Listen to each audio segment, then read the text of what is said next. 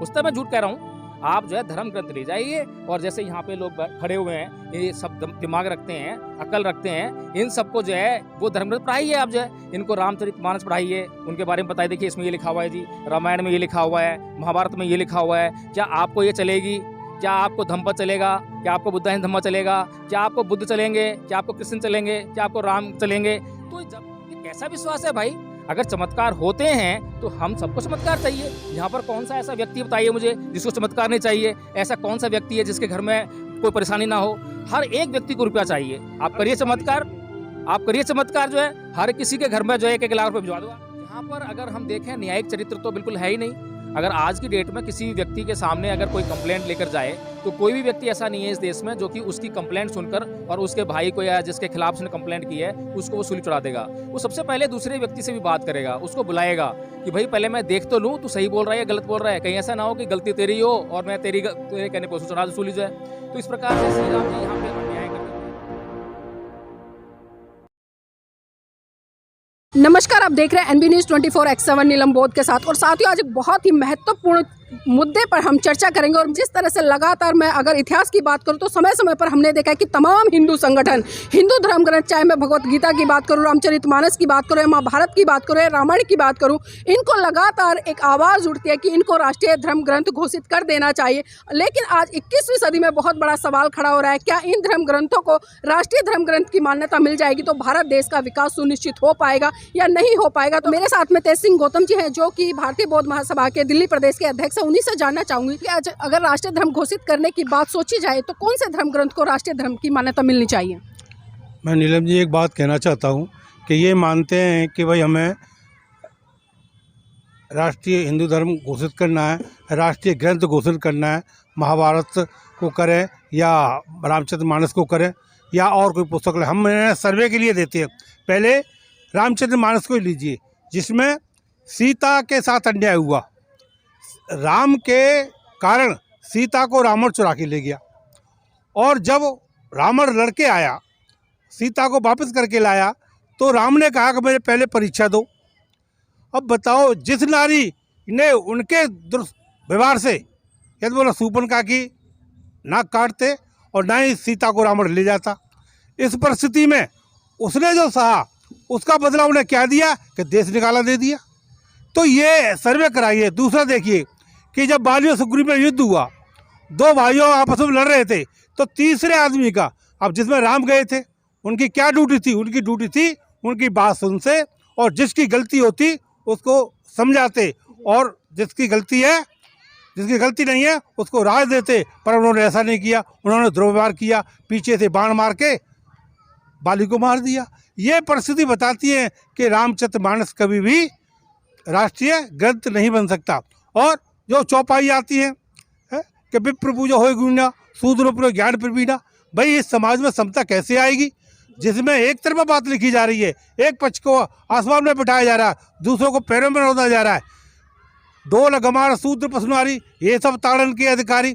आप देखिए कि जिसमें ना नारी के लिए समानता है ना कमजोर आदमी के लिए समानता है, तो वो धर्म कैसे टिक सकता है? इसी कड़ी में मेरे साथ में एडवोकेट जय भीम प्रकाश जी, जो कि राष्ट्रीय बौद्ध महासभा दिल्ली प्रदेश के महासचिव हैं, उनसे भी जानना चाहूँगी। सर, जिस तरह से अभी मैंने तेज सिंह गौतम जी से जो सवाल किया, वही सवाल आपसे रहेगा कि भारत में अगर किसी धर्म ग्रंथ को मान्यता देनी पड़े तो कौन से को देनी चाहिए? देखिए नीलम जी, राष्ट्रीय बौद्ध महासभा जिसके राष्ट्रीय अध्यक्ष माननीय धर्म प्रकाश भारती जी हैं, उन्होंने जो है इस देश में बौद्ध धर्म के प्रचार प्रसार के लिए बहुत ही बड़ा अभियान चला रखा है। और मैं ये मानता हूँ कि बौद्ध धर्म का प्रचार और प्रसार तब तक नहीं हो सकता जब तक कि बुद्ध के धर्म का सही तरह से लोग अध्ययन ना करें, उसका ज्ञान अर्जित ना करें। और विशेष तौर पर ये उन लोगों के ऊपर जिम्मेदारी है जो लोग इस प्रचार और प्रसार की बात कर रहे हैं या करना चाहते हैं।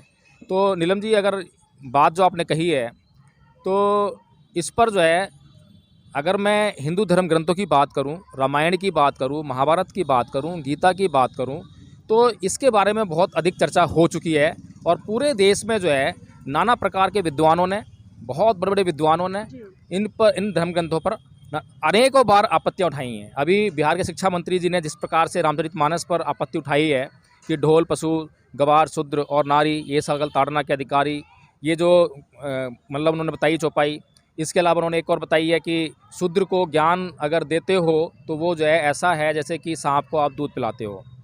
इसी प्रकार से जो है उसमें ये भी कहा गया है कि पूजिए विप्र गुणहीना और ना पूजिए शूद्र गुण प्रवीणा ज्ञान प्रवीणा। तो इस तरह की जो चौपाइयाँ हैं, अगर इस तरह की चौपाइयों को देश में ले जाकर हम जो है सर्वे करवाएंगे तो मैं नहीं समझता कि कोई भी व्यक्ति इस आधार पर उस धर्म ग्रंथ को राष्ट्रीय मान्यता देने के लिए तैयार हो जाएगा। इसी प्रकार से जो हम रामायण की बात करते हैं तो उसमें तो श्री राम जी का जो जन्म ही शंका के घेरे में आता है।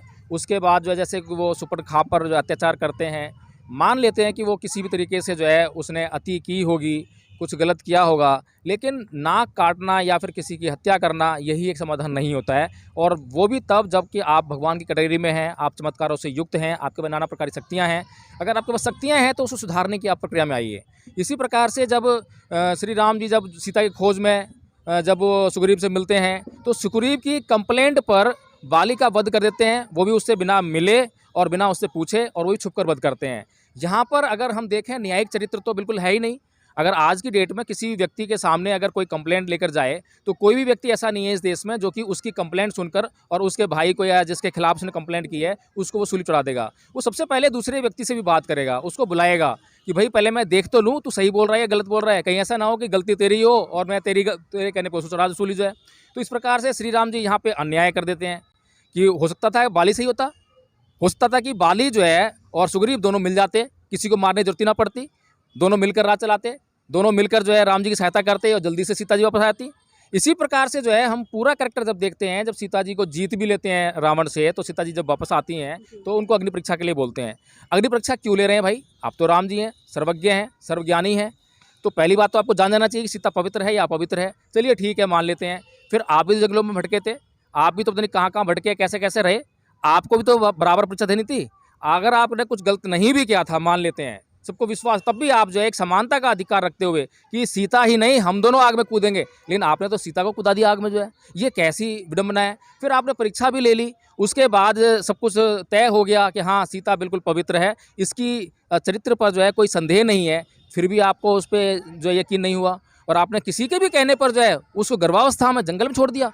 जंगल में वो भी कोई आपने उसके लिए कोई सिस्टम नहीं करा। जबकि आज अगर कोई पति चाहे कितनी भी गलत औरत हो, अगर उसका पति अपनी पत्नी को तलाक देता है या उसको घर से निकालता है तो कोर्ट के माध्यम से आज जो है उसको गुजारा भत्ता मिलता है, उसके सारे रहने की खाने पीने की व्यवस्था होती है।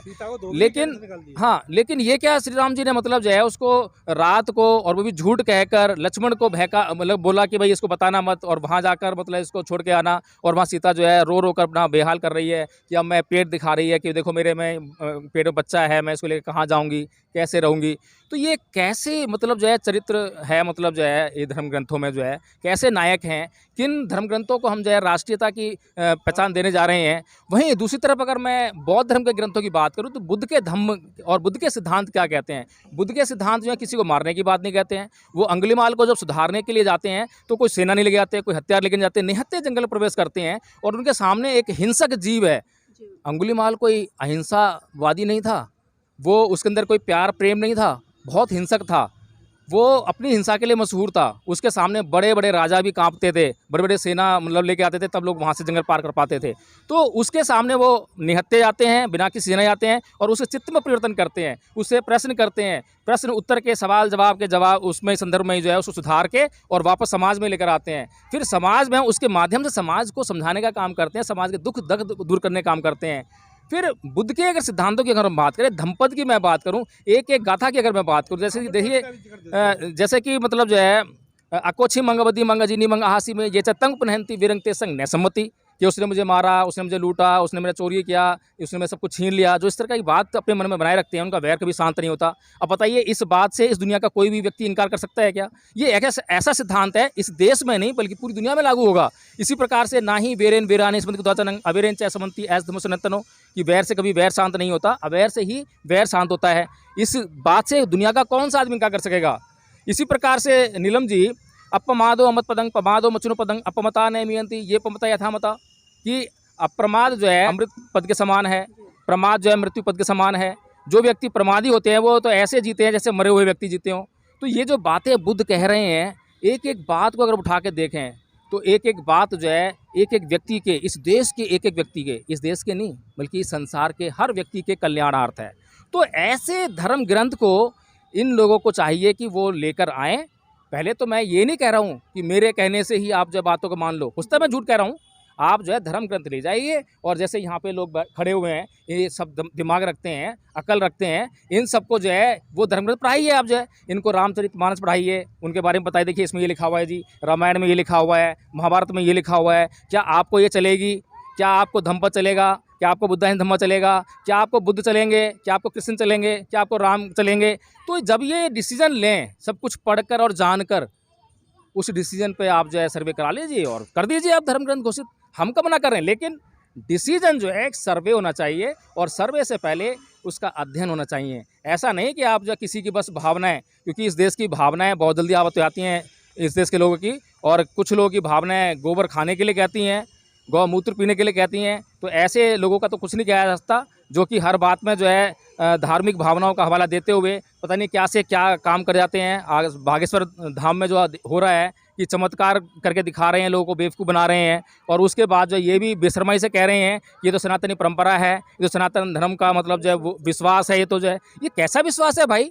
अगर चमत्कार होते हैं तो हम सबको चमत्कार चाहिए। यहाँ पर कौन सा ऐसा व्यक्ति बताइए मुझे जिसको चमत्कार नहीं चाहिए? ऐसा कौन सा व्यक्ति है जिसके घर में कोई परेशानी ना हो? हर एक व्यक्ति को रुपया चाहिए। आप करिए चमत्कार, आप करिए चमत्कार, जो है हर किसी के घर में जो है 1-1 लाख रुपये भिजवा दो। आज जो है हम चलते हैं सभी चमत्कार के पीछे, जो है हम करेंगे पूजा, जो है हम कब ना कर रहे हैं। हर किसी व्यक्ति को रोजगार चाहिए, हर किसी व्यक्ति को जो है बड़े बड़े आलीशान महल चाहिए, गाड़ियाँ चाहिए, हवाई जहाज में घूमना चाहिए। ये इनमें से कौन सा व्यक्ति इनकार करेगा? अगर कोई राम कृष्ण या कोई भी व्यक्ति, चाहे बागेश्वर धाम हो, अगर ये चमत्कार कर सकता है तो हम तो खुशी खुशी जो है उस चमत्कार को, उस चमत्कार के देवता को, उस ईश्वर को नमस्कार करने के लिए तैयार हैं, नमन करने के लिए तैयार हैं, पूजा करने के लिए तैयार हैं। लेकिन वो चमत्कार हो तो सही, हम कब ना कर रहे हैं? हम तो चाहते हैं कि ऐसी कोई शक्ति हो, जो परमात्मा हो, जो इस देश में न्याय करे, इस देश के लोग जो भूख से मर रहे हैं उनको भूख से ना मरने दे, उनको खाना दे, जो लोग जो है बेरोजगार घूम रहे हैं उनको बेरोजगारी से मुक्त कराए। तो नीलम जी, इस प्रकार से जो है मैं तो ये चाहता हूँ कि हाँ, इस देश में सर्वे होना चाहिए, और जो सर्वे होगा तो वही तय करेगा, और जो सर्वे का तरीका यही होना चाहिए, साइंटिफिक होना चाहिए, उल-जुल सर्वे नहीं होना चाहिए, भावनाओं के आधार पर सर्वे नहीं होना चाहिए। जी, बहुत बहुत धन्यवाद सर आज की इस चर्चा में जुड़ने के लिए। और साथियों, जिस तरह से मैंने दोनों साथियों से बात की और एक बहुत ही अच्छा और महत्वपूर्ण निर्णय यहाँ पर निकल कर आया है, जो कि आप सबने सुना है, तो सोचना आपको है कि आपको किस दिशा में जाना है। और वास्तविकता में जो आज मांग उठ रही है कि जो हिंदू धर्म ग्रंथ है उनको राष्ट्रीय धर्म ग्रंथ का दर्जा मिलना चाहिए, तो ये सवाल आप पर भी छोड़कर जा रहे हैं। आप भी मंथन कीजिएगा, सोचिएगा क्या ऐसा हो तो क्या होगा।